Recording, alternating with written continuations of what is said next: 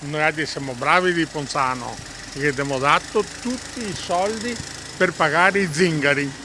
Così mi piace. La cifra non lascia indifferenti i parrocchiani, 930.000 euro. Tanto i due giostrai di Vascona, processo per circonvenzione di incapace, sono riusciti a farsi consegnare tra il 2009 e il 2014 dall'ex parroco di Ponzano Veneto, Don Angelo Trevisan, oggi 95enne. Quando il caso scoppiò si era ipotizzata una cifra di appena un terzo rispetto a quella emersa ieri nel corso dell'udienza a carico di Diana Calderas, 30 anni, e del compagno Manolito Salvi, di 37.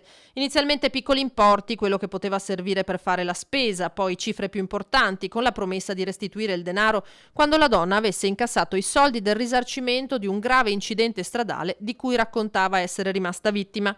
Una storia che i più preferiscono non commentare. Non so niente.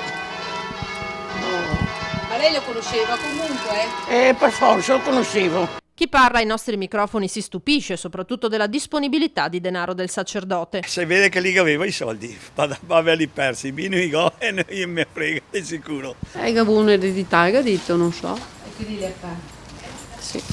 Era meglio se li dava ai parrocchiani però. Non posso dire niente. Persi? Cosa posso dire? Potevano più che altro andare a finire a persone che avevano veramente bisogno di quei soldi. Quasi 1 milione di euro in 5 anni. Pensavo di fare del bene, ha detto ieri Don Angelo nel corso della sua deposizione. Un bravo uomo che ha dato i zingari, cosa vuoi più di così?